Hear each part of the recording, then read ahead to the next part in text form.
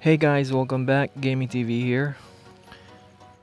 Today I'll be showing you how to configure Octopus App. It's a key mapper application for you to be able to use your Bluetooth controller to play Genshin Impact on your Android mobile device. So first, by the way, I'll be putting a link or the version of the octopus that I've been using for this, or you could just simply go ahead and go to Google and download it from there. So the one that I'm using is this version 5.3.8. So in any case that you wanted to use this as well, that's okay too, or you can use the most up-to-date version from Google. It's up to you. So anyway, so after you download that, you install it, and then we run it. Here, first thing that we wanted to do is add the game. Let's look for Genshin Impact.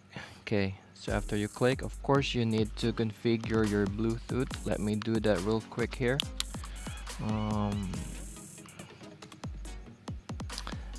Let me connect my Bluetooth first here,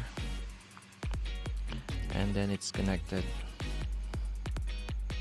So once you connect,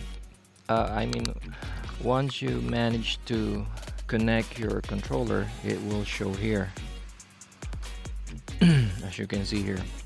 Yeah, after that, all we need to do is just click Genshin Impact. Oh wait, we need to allow first. Okay, click back, and then now for this warning here, you could just simply ignore this. Just click continue play with Octopus. Go ahead and click fix now. Okay, now this is just basically informing us that it needs permissions. Now in my case, this is actually quite okay, well, for me, because I'm using a dummy emails and I'm just using this phone for games. So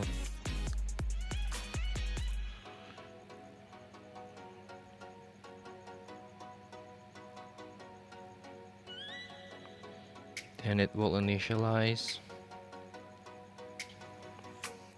Okay, so we need to enter an email. Again, it would be best to use a dummy email, just to be safe. So let's let me go ahead and do that real quick. Okay, so it's getting or checking info.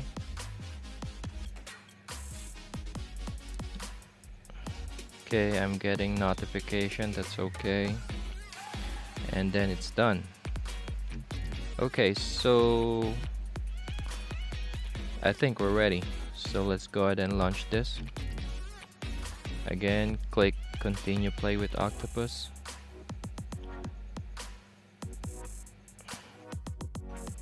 Okay, here we go. As you can see, there's an icon already on the top of the screen here. Okay, let's wait for the Genshin.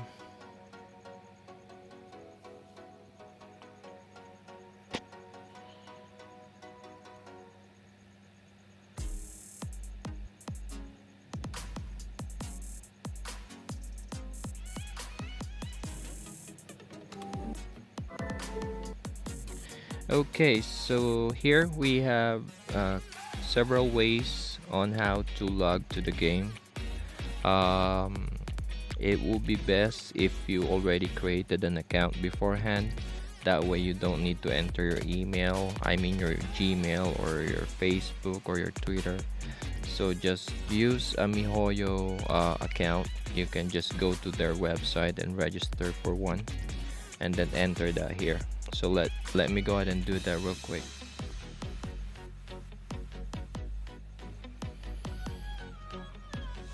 Okay, so now that we're ready, let's go ahead and configure this Octopus application to work with our controller. First is we need to assign each key or virtual key to our controller, Bluetooth controller. So first let's go ahead and click that, and then let me assign in my end a button. Let's say letter X. Just press the button that you wanted to use for this key, and then if you wanted to add another one, just click here and then just drag it over, and then again assign a letter that you wanted to use.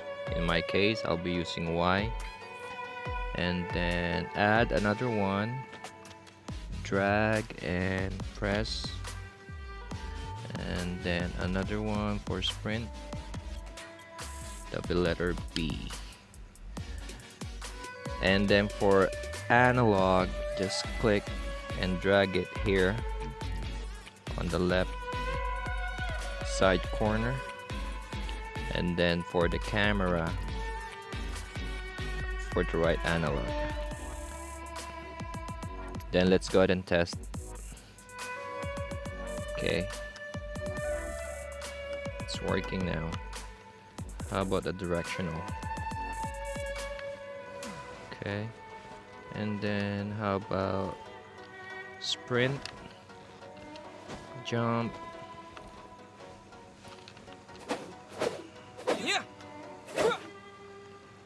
and then letter A. Wind blade. That's awesome. So yeah, that's it. It's quite easy, and it's actually much better to play using a controller instead of, you know, just touching the phone. If you have any difficulties, just leave a comment down below, and I'll do my best to help you out. Okay, so again, thanks for watching, and see you on the next video.